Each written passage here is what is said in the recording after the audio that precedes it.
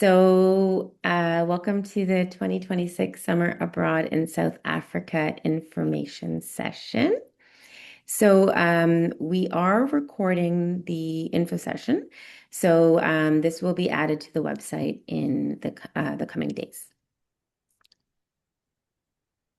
So before we start, we acknowledge the land on which the University of Toronto operates. For thousands of years, it has been the traditional territory of the Huron-Wendat, the Seneca, and the Mississaugas of the Credit. Today, this remains a meeting place for many Indigenous people across Turtle Island, and we're grateful for the opportunity to work and learn here.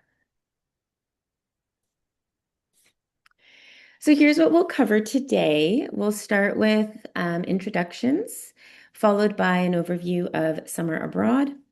Then details about the South Africa program and the course. We'll hear from Summer Abroad alum, and then we'll share EDIA resources and support, how to apply the costs and financial assistance available. And then finally, we'll have time at the end for a Q&A. I also want to say there's a Q&A button right at the bottom of the Zoom screen, and my colleague Genevieve is also with us, so she will be responding to any questions that might come up in the Q&A, so no need to hold questions till the end. With that, my name is Aisha Amin. I am the program coordinator at the Summer Abroad program on the South Africa program. I'm very happy to be here today. With us, we've got Anne, who is the professor of the course, Pierre from Reciprocity, and then Ryan and Diamond, who are Summer Abroad alum. So Summer Abroad is a program that celebrates 54 years next year in 2026. So by participating in Summer Abroad, students get to earn a full arts and science credit. It is not the same as transfer credit. It's not an exchange, while studying abroad for 3 to 6 weeks. There are over 20 destinations worldwide, and courses are taught by U of T faculty as well as international experts. And these courses can fulfill program breadth and distribution requirements. Classes are small. On average, they range between 20 to 30 students. And we ensure students are fully supported with dedicated on-site staff available. That's available for support. We have a pre-departure orientation as well as safety abroad requirements that all students complete prior to departure. So that way everyone is well prepared for the experience. So what's unique about the Summer Abroad program is that the destination becomes sort of like a living textbook. You get a really unique experience that combines your academics with travel, a chance to make lifelong friends, to improve communication skills, and of course, to experience a new culture. So with that, our South Africa program, I'm going to pass it on to the instructor, Anne Armstrong, who's here with us today to talk about it. Thank you, Aisha. I'm delighted to be here. We have been working together with Reciprocity for many years and put on, I think, what is an excellent program. It's very active in terms of learning and doing. A couple of things I want to highlight, and I'll be brief because I understand, of course, that the two students have much more source credibility with students than I do. And so a couple of things to highlight.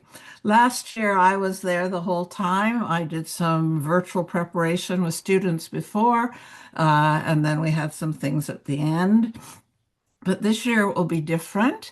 It will be different because I am the instructor, but a friend of mine, Tapfuma Musewe, will be on site. So it will be split somewhat, as unfortunately I can't go this year, but it will work, I think, extremely well in either case. So it will be a little bit different, just to let Diamond and Ryan know that it will be different. Next slide, please. As you can see, there is work in this course, and the analysis of Born a Crime, I think, will be something that you will both value and enjoy. And it's also so interesting working in the townships that somebody will talk so positively about Trevor Noah. In a couple of minutes, you'll hear from Pierre, so you'll get a better understanding of the lay of the land. At the heart of the course is consulting engagement, where you work with a micro entrepreneur. You come up with ideas, recommendations, but throughout the entire process, you're supported by a large learning team that includes navigators, it includes our colleagues from Reciprocity, it includes me, it includes TAPFUMA, and anyone else that you need to get help from to make sure that you come up with sensible ideas that would work in the particular context and work relatively immediately. There is otherwise the usual kind of assignments, journals, and so on. The final assessment has two components. And again, this is new this year. One, there'll be a written component, and two, there will be an oral component. So in the first week of June, I will be holding oral exams with you on a one-on-one basis to continue to further unpack your learning. I think you'll find that the course is uplifting, demanding, and at the same time, I think you will just learn so much of a world that's different for most of us. And in a modest way, I'm quite sure you'll make a significant impact. So those are the main points, Aisha, that I wanted to highlight. As I said, I stand in the way of Pierre and the students. So thank you. Thanks, Anne. Just want to also share the dates of this course. So there are two sessions that will be held online virtually prior to actually going to Cape Town. So that will be the first week of May, May 1st and May 4th, followed by the on-site program, which is 3 weeks between May 6th and May 25th. And then a final debrief, and as Anne said, the final assessment that will be virtual upon return to Toronto. So, Thank you. of course. So thank you for that. I'm now going to pass it on to Pierre from Reciprocity. Pierre is going to talk to you about a little bit about South Africa, give you a bit of an introduction, an overview, as well as what Reciprocity does.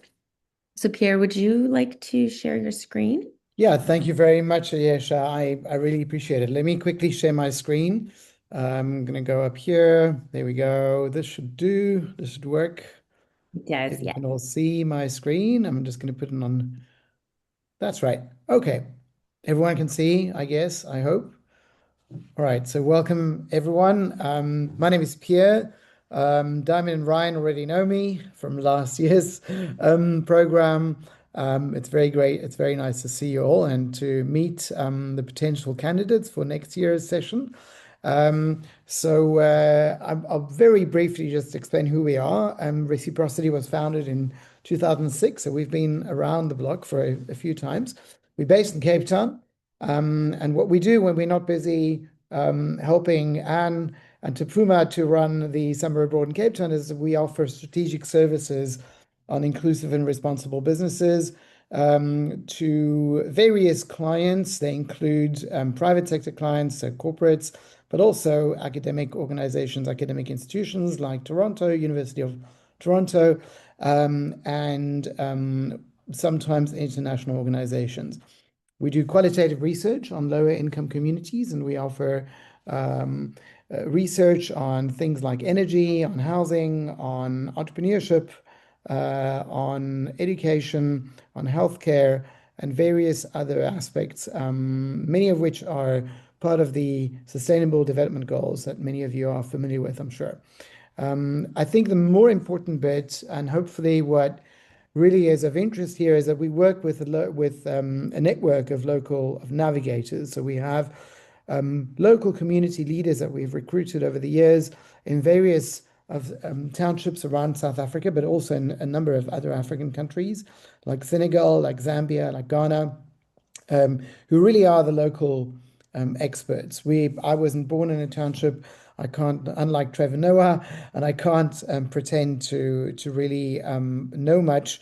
We have to rely on local experts, and this is, I think, what really differentiates us. And you would be working with navigators, and I'm sure Ryan and Diamond can give you a bit of a sense of the level of expertise and added value that navigators bring to you as a team.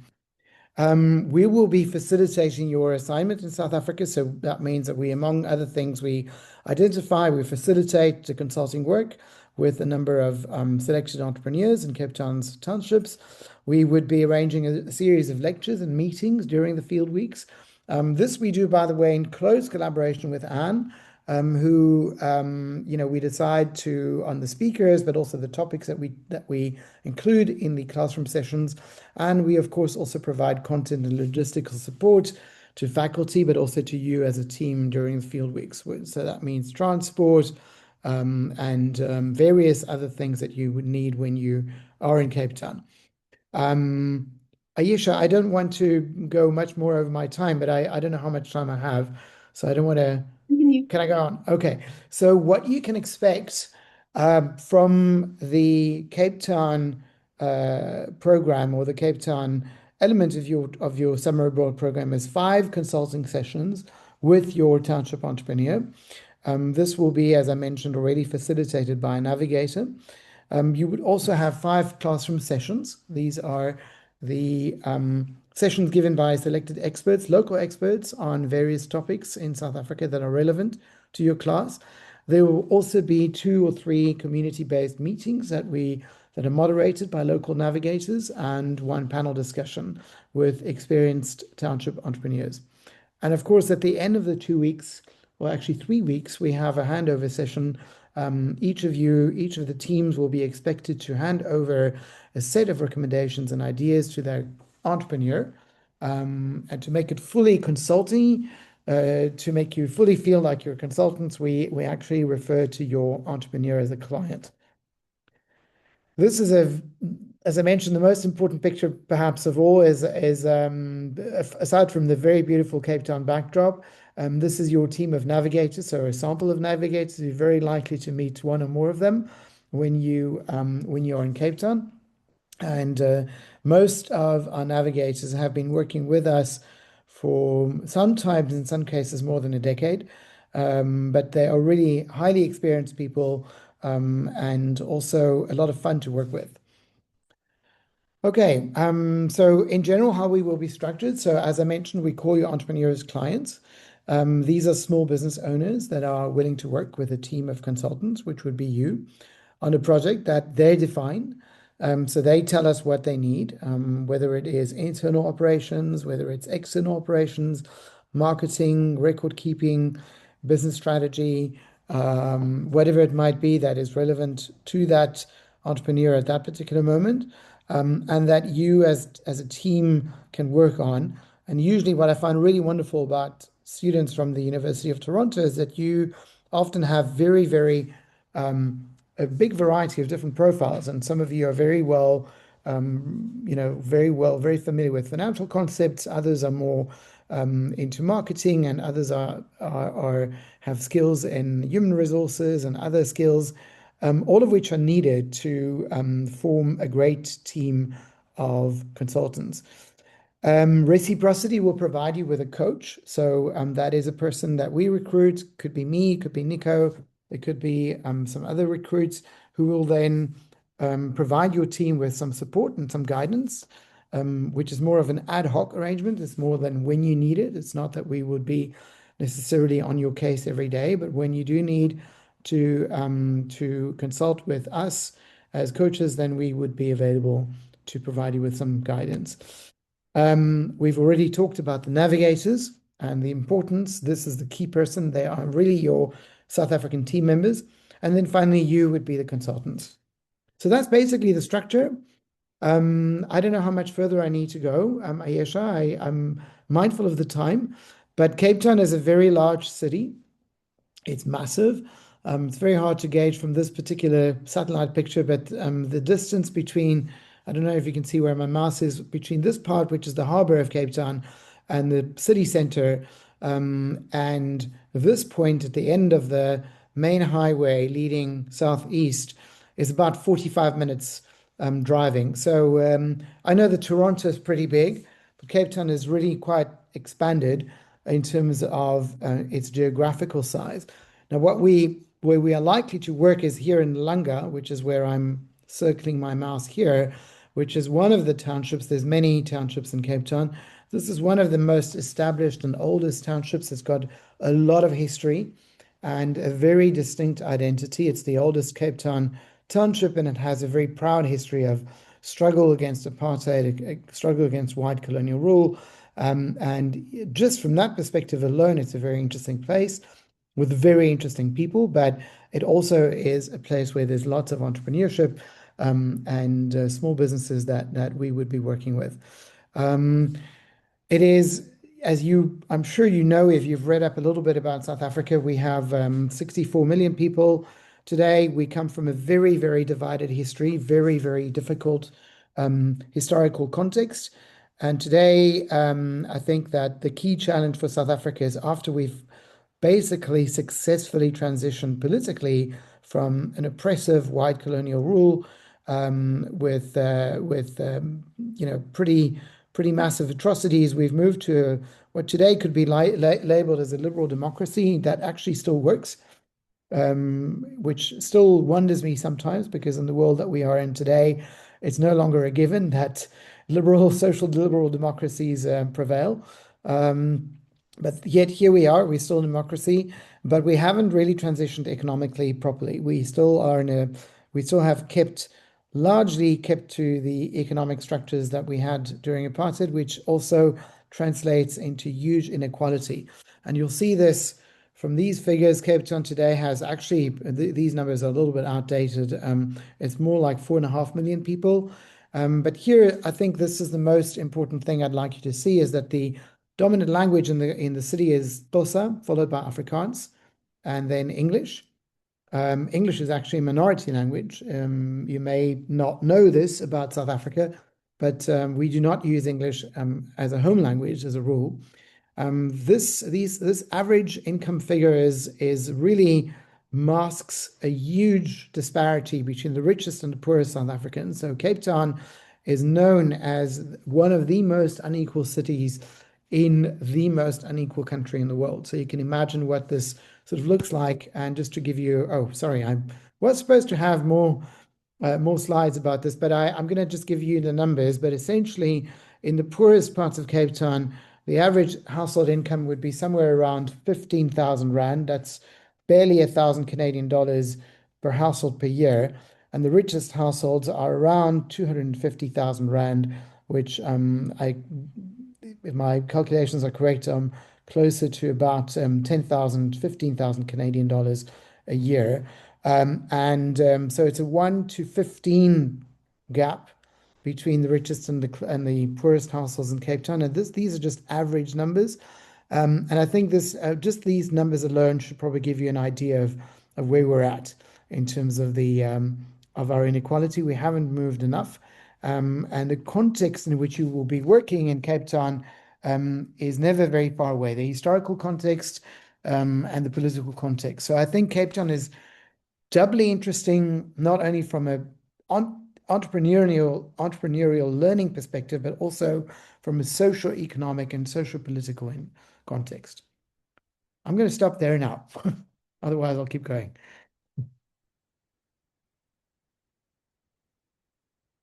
Ayesha?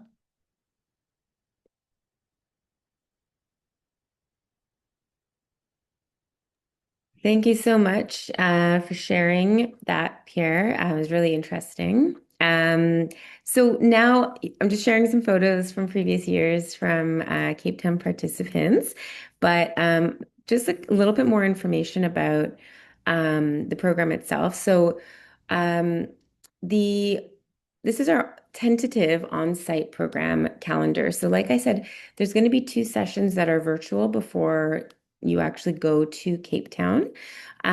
We do recommend arriving or the suggested arrival is for Wednesday, May 6th. So you would be leaving Toronto on the 5th. Then, as you can see, I won't go into every single day, but as you can see, mostly classes are held in the morning. Sometimes there is an all-day session. There are a few excursions as well as a couple of free days that are available to do your own sightseeing and sort of do your own thing. We also have a welcome dinner right at the beginning to welcome everybody together, as well as a closing dinner at the end. Um, and then there's a bunch of days throughout where you'd be going on these learning journeys in the townships as well with reciprocity, which Pierre just spoke about. Some of the program activities are a city tour of Cape Town, as well as a trip to Robben Island, to the Cape Peninsula, and then, like I said as well, the farewell and welcome dinners. So this year, the accommodations will be in the Canopy by Hilton at Cape Town Longkloof. So these are going to be double rooms. They are right in the heart of the Cape Town City Bowl. They have ensuite washrooms. It is a large hotel. It's very modern. It's close to a lot of the city attractions, including shopping. There is breakfast as well included at the hotel, as well as a fitness center on site, and there is Wi-Fi as well. So some of the lectures will be taking place at the boardroom in the hotel. And then other days, you'll be traveling to the townships that Pierre spoke about to do the field work. And then you'll return to the hotel each night. So, aside from the breakfast, which is included in the accommodation, we do recommend budgeting around $800 to $1,000 for purchase meals for the duration of the program. So now I will pass it over to Ryan, one of the program alums from last year. Ryan. Yeah, so I just wanted to talk, maybe give a little different perspective from like some of the course and just the general experience that you would have by taking this course. The first thing that I'll say is the cultural navigators are great. Like they will show you so much about the culture that you would not get from just being there by yourself. And you get a real like you really develop a connection with them throughout the entirety of the course and they'll keep you safe. Just listen to them and they'll look out for you. Especially Jerry, he's great. He'll be taking you around through to Robben Island and all of that. So that's great. And the other thing is the like Cape Town is beautiful. Like it is genuinely probably one of the most beautiful places I've ever been. And there's so much to do. Just by the yeah, you can go running across the eastern shoreboard. I really recommend going on all the hikes. So Table Mountain, I think yeah, Lion's Head. Really go see all of that. There's some other activities that you can do a little bit more expensive, like paragliding, which I know some people did, but really go out there and explore. There's some parts, and like a big concern I think a lot of people had going into this course is the safety. Cape Town is definitely dangerous, but it's not as bad as what like people tend to overhype it a little bit. Like there are just certain places you don't go, and there's places that you can go and you'll be completely fine. So keep your wits about you and you'll be completely fine. And listen to Jerry, he'll really keep you safe. Um, yeah, that's all I really had to say. Thanks, Ryan. Um, Diamond, would you like to share your experience? Yeah, for sure. Yeah, so just name's Diamond. I was the 2025 alumni. I'm also Ryan's roommate. So a little roommate reunion. Yeah, so I wholeheartedly like vouch for what Ryan said. I completely agree with him. I feel like the cultural navigators were amazing people to bond with, not only as like them kind of teaching us, but them as friends as well.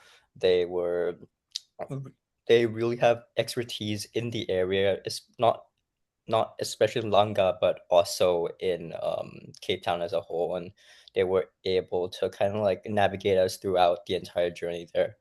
And yeah, Cape Town is super beautiful. There's so much to explore there. Like as Ryan mentioned, Table Mountain or Lion's Head, definitely go on the hikes.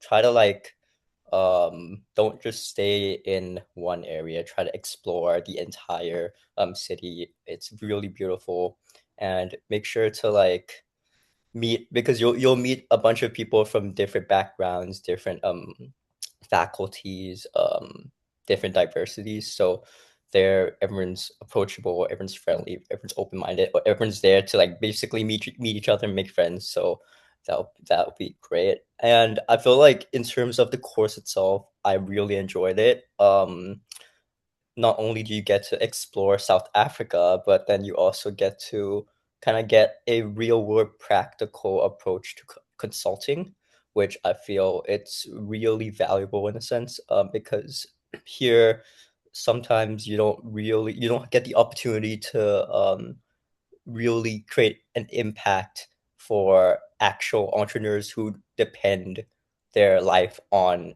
their business that they're doing, unlike in South Africa. So you get to work closely with them, form like a very close bond, and really help them, and kind of create something really impactful for their business and in their lives. So I think that's it for me. Also, the penguins are really cute too, so that's something to look forward to too. Thank you very much. It looks like great photos as well. So thanks for sharing both of your experience. So in terms of getting to Cape Town, so students are responsible for booking their own flights, but the Summer Abroad office does provide a suggested flight, so that way you can fly as a group. Transportation to and from the airport in Cape Town is provided if you arrive and depart at the program start and end date. So if you schedule around the suggested time and the suggested arrival, then we also make sure that there's the tour company that will bring you directly to the hotel. So all that information will be shared once you're admitted into the program. So the Summer Abroad Office is also committed to supporting all students in your study abroad experience.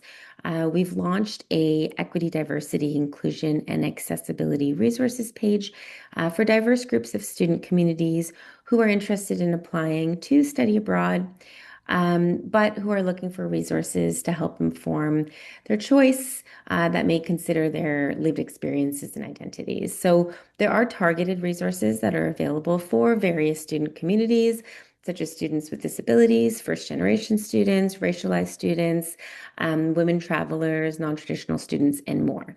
So you can use the QR code on the screen to navigate directly there, or if you go on our website and click the EDIA and accessibility tab, that'll take you to these resources. We also have site-specific EDIA resources. So as you start to plan your summer abroad journey, you might have started to realize that different countries have, of course, different cultures, norms, and political landscapes. So understanding these cultural nuances in your destination can help you navigate the local context and embrace your local experience. So these targeted resources that are site-specific can help you plan ahead and also determine which sites are going to work best for you. And just, again, those are available on our EDIA tab on the website, and the QR code can take you directly there. We're also committed to providing a welcome and inclusive environment for everybody, and work closely with U of T Accessibility Services to make sure that the resources are available for students living with disabilities or diverse learning needs. So any student who may require a disability-related accommodation or support for their summer abroad courses would need to register first with the Accessibility Services Office, and then an effective accommodation plan can be put in place before you travel abroad. It is really important to contact the accessibility services as soon as possible, so that way any potential course or travel plans can be arranged and put in place well in advance with the accessibility office and us. Just to note, accessibility services is not tri-campus, so each campus has their own respective office. So just please make sure if you are contacting accessibility services that you connect with the accessibility services at your campus. We also have a Summer Abroad Inclusion, Diversity, and Excellence Award. So this is a new award that awards undergraduate students who have contributed to the advancement of equity, diversity, and inclusion. We have 4 awards available for $5,000 each, which can play a pretty significant role in your funding. The biographies for the previous year recipients are available on our website as well, again, under the same EDI&A tab. So to be eligible for the Summer Abroad program, students must be in good academic standing. You have to have completed at least 1 or more courses by the time of your application, and you need a GPA of at least CGPA of at least 1.75. Students who are from a professional, faculty, or graduate program are also welcome to apply. They would just need to make sure that it is approved by their program. And students from across North American universities as well can come as visiting students. They would just require a letter of permission. So to apply, first, go to our website. There's the Apply tab. Applications open this Friday, December 5th at 10 a.m. Okay, so the application fees are $210. This is a non-refundable fee. However, this year, we've launched a new part of the application where you can actually select 2 choices. So you'll select your first choice to apply to, and then as part of the same application, you have the option of adding in a second location in case you are not selected for your first choice. You can then be assessed for your second location of choice as a backup as part of the same application. When you submit your application, you have to submit the fee. And then once you submit your payment, please remember to press the submit button. There's a second submit button after your payment to complete the application. So for admissions, you were looking at your academic record over the last year, as well as the relevance of the course to your program of study. There's also a personal statement that will be assessed. And then you're going to be sent a link after your application to do a video assessment, which is there's going to be interview questions and you'll record yourself responding to it. So all of that is assessed as part of your application. We ask that you don't use AI in your application. Any unauthorized aid could lead to disqualification. The only aid that is approved would be for accessibility requests. So here are the important dates. So like I said, the applications open December 5th at 10 a.m. And then there are 2 different deadlines. There's an earlier deadline for some programs and then a later deadline for the remainder of programs. South Africa has an early deadline, January 14th at 4 p.m. The application deadline will close for South Africa. So please make sure that you submit your application before January 14th at 4 p.m. It's always a good idea to apply a little bit earlier, especially so you have time to do the video, and tech glitches that may come up. But December 5th to January 14th is when this program will be open for applications. All other summer abroad applications are due February 4th at 4 p.m. Okay, so let's talk about the finances. So the program costs vary per program. And there's slightly different fees for domestic students and international students. The program fees for South Africa for 2026 are $13,491 for domestic students. For out-of-province students, it's $13,721. And then for international students, it's $14,646. We do recommend starting to budget now. The final payments for the program are due around March. The exact date will be sent to you once you are admitted. So there's a few different awards that are available as well. So there are the Summer Abroad Awards. This is applied to during your application. So there is a question that asks, do you want to apply for the Summer Abroad Award as part of your Summer Abroad application? So you would need to select yes to apply because you can't apply for it after you submit your application. It has to be applied for at the same time. And the Summer Abroad Awards range from $2,500 to $7,000, depending on your program and your financial need.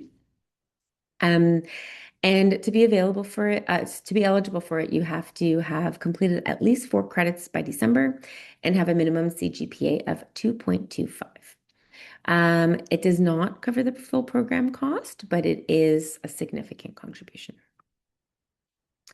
Other awards that are available include the Woodsworth College Alumni Association Summer Abroad Award, which is eligible for international students as well. There's also other awards that are available that are through different donors and through different awards that are available on our website. Some are needs-based, some are merit-based. You can also check with your registrar's office because there may be some awards or bursaries that are specific to your program that might be available that you can check. And then if you are eligible for OSAP, the Summer Abroad program would also be OSAP eligible. Just to note that OSAP funds are not released usually until the start of the program, and you can't defer your fees. Okay. And then finally, there's the Center for International Experience Plus Award, IE Plus Award it's called. So that is strictly needs-based, and it is specifically for U of T sanctioned travel. So you can also apply to that. It's a maximum of $10,000 available to any student over the course of 2 years. Again, it's dependent on financial need. Okay.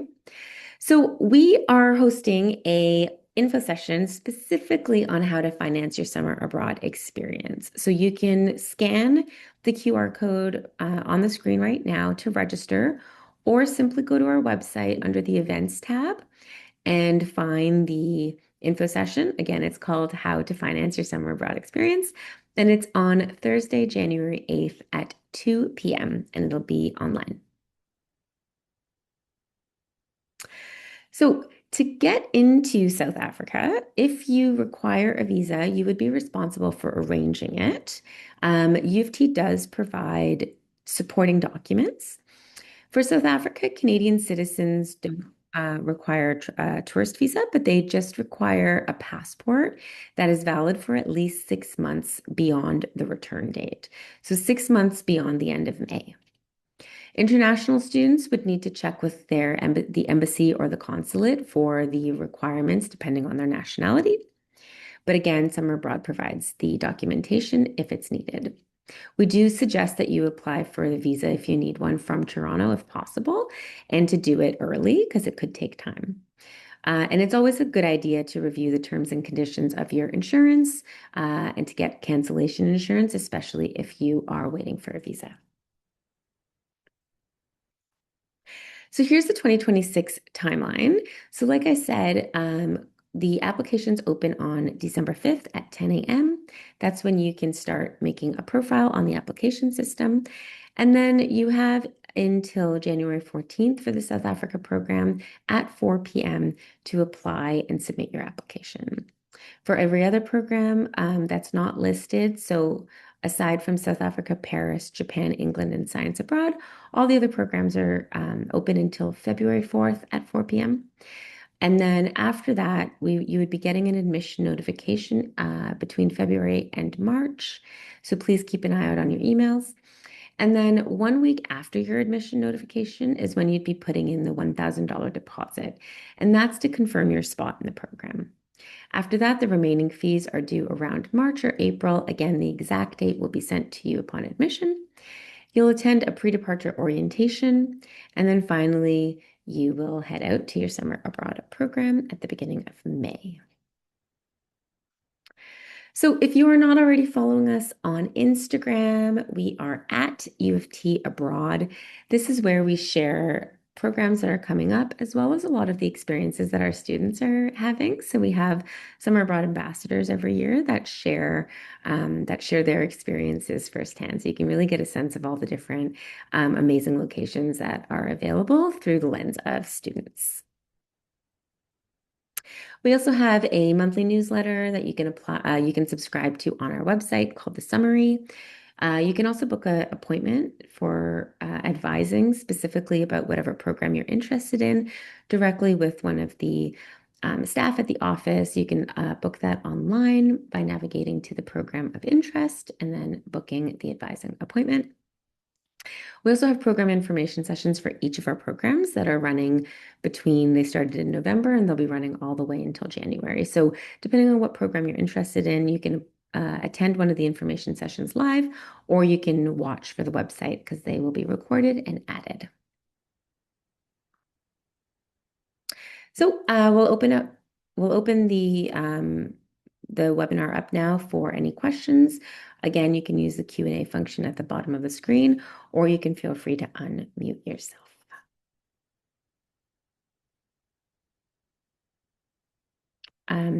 I'll also just share, we have an email. You can always contact us if you are not attending live.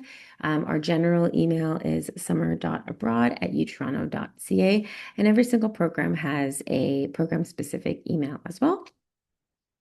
I want to thank everybody for coming. Again, this will be added to the website.